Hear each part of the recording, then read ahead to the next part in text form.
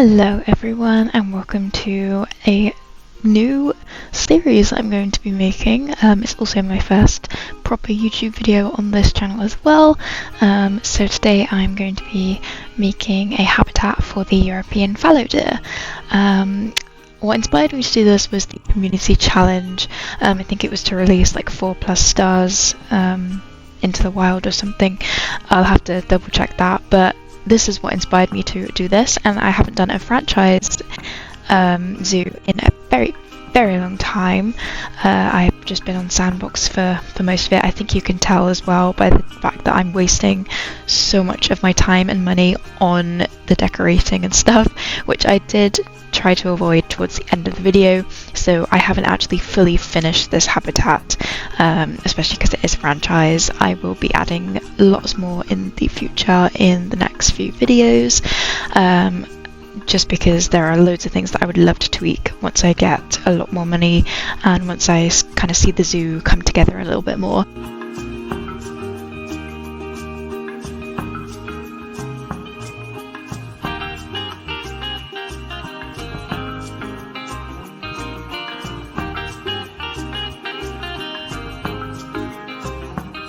So one of my main goals for this series is to incorporate terrain, which I think I did pretty well for this first habitat, considering that I don't really know how to use terrain very well as much as other YouTubers. I'm sure I'll get better in the long run, but I think this was a perfect way to show you that not everyone starts out amazing. You can also see here that this was my failed attempt at doing a cave viewing area. So towards the end of it, I kind of realized it wasn't appropriate for the fallow deer regardless, but I was also having huge amounts of trouble with the pathing and just everything that terrain has to give in this game.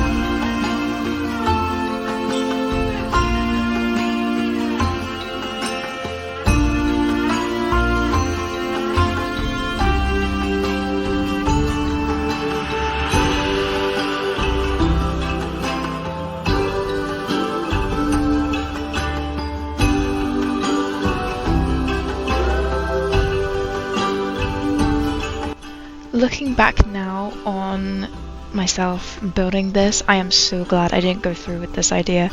It just didn't fit the theme, the vibe, nothing, and it just wasn't going to work. You'll just see why in a moment with the pathing. It drove me insane, so I'm very glad that I stopped doing this after about half an hour trying. It just didn't work, so I resorted to removing this entire mountain idea and just making an open space for guests to walk. It turned out really nice. I will maybe make a covering view area in the future, but for now I think it's fine the way it is.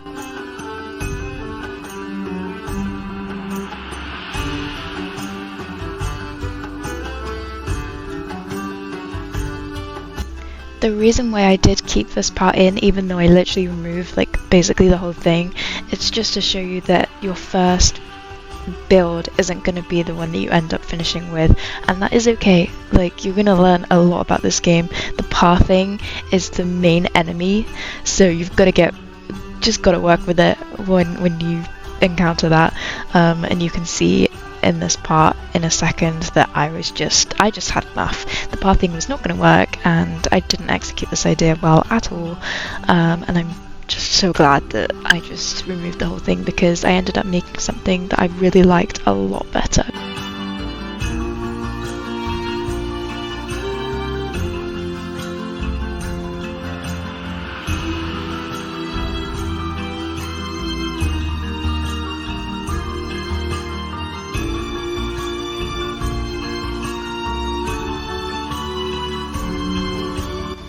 Once I had taken a short break after my mental breakdown from trying to fix the pathing, I went ahead and did the roofing to the shelter.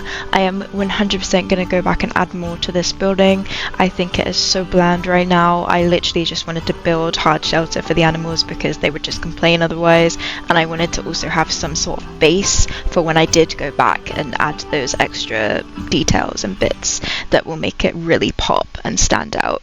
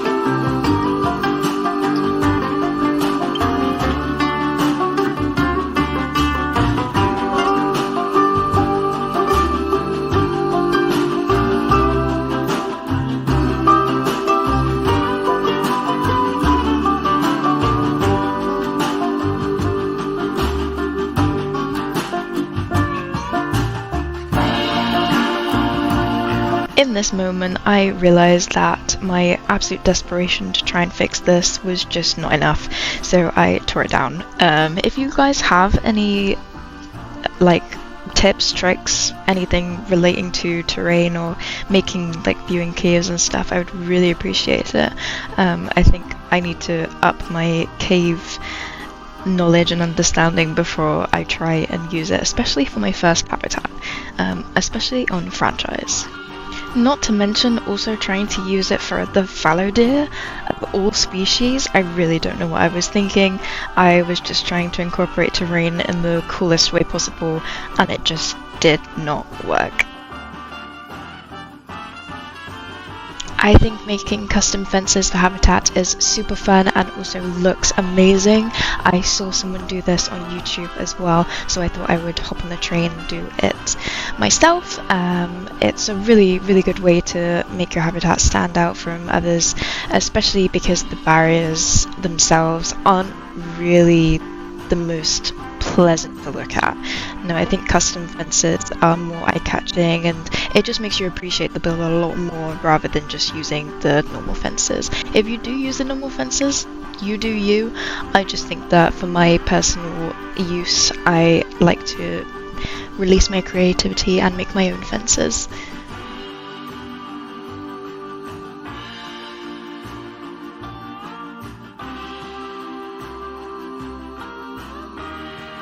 I made another mistake here as well, making the path above the water a little bit too close to the actual ground level.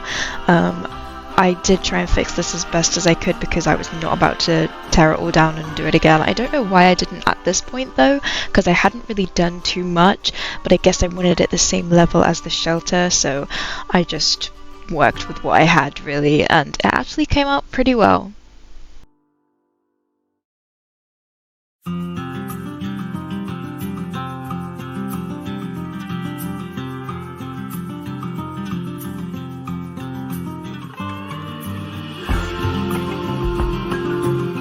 Even though the fallow deer don't actually need water in their habitat, I thought it would be a really nice sort of entrance thing to see, like a waterfall in the background that I'm planning to do as well for a different habitat. I think it would just flow really nicely, and it just looks a lot more natural having like a proper water area for the animals. I think it just looks really nice, and it's fun to be able to decorate it as well.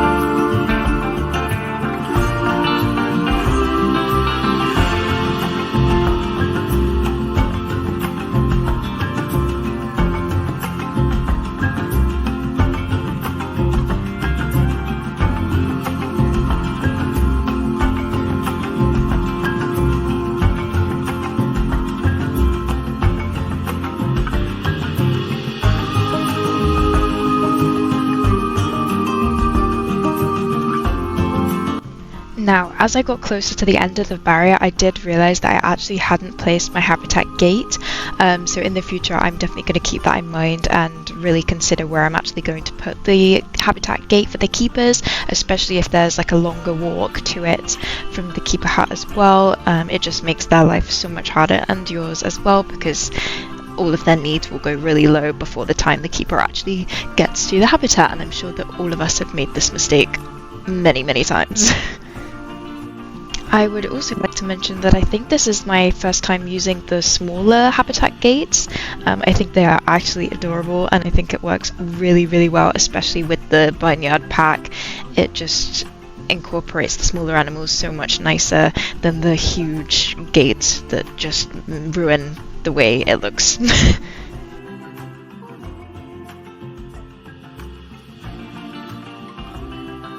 I like to place the food trough quite close to where the guests will see the animals, just because I think that it does get you a little bit more of a donation from guests, because they'll be happy that they can actually see the animal in its own environment doing, you know, things that you wouldn't really see out in the wild.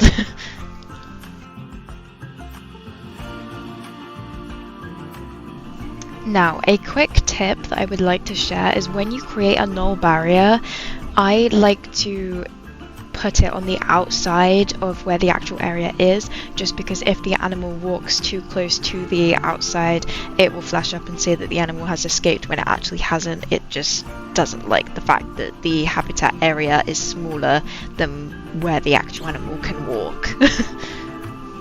I kept getting frustrated because I thought the pathing was wrong, but turns out I actually just didn't have my staff members in my actual game yet, so I went ahead and did that. It is super important as well when you're starting off with franchise. Place loads of donation bins where your guests will be standing.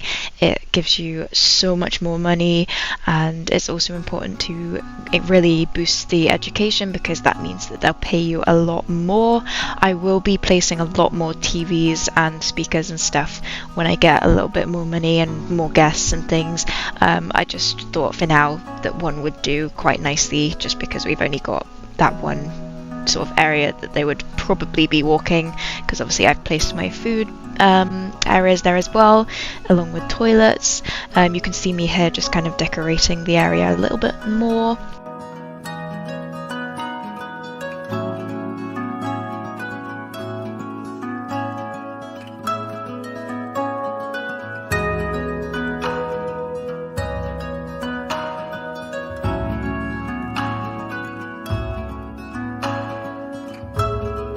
I also really love water features because it gives me the opportunity to add a bunch of rock formations. It just really pulls the habitat together and makes it look really natural.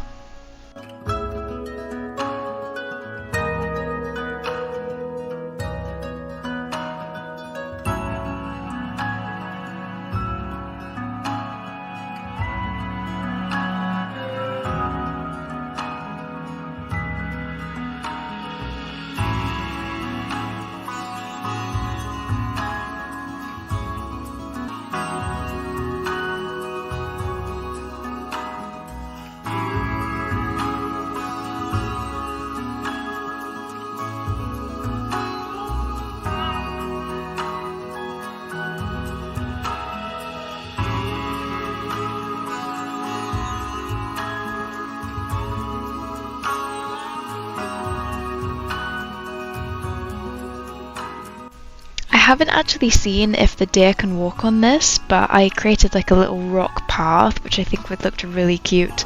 Even if they don't use it, I think it just adds to the habitat area and it just makes it look a little bit more homely, and also as if the keepers can walk down there as well, which is quite a nice touch.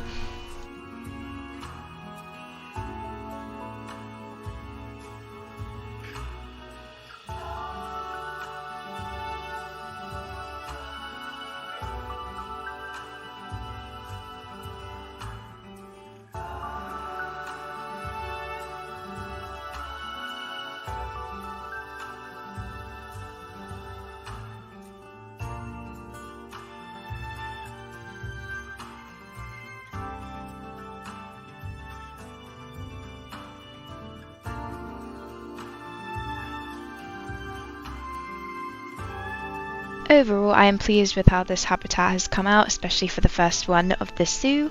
I'm really excited for you guys to come on this journey with me on completing this franchise series.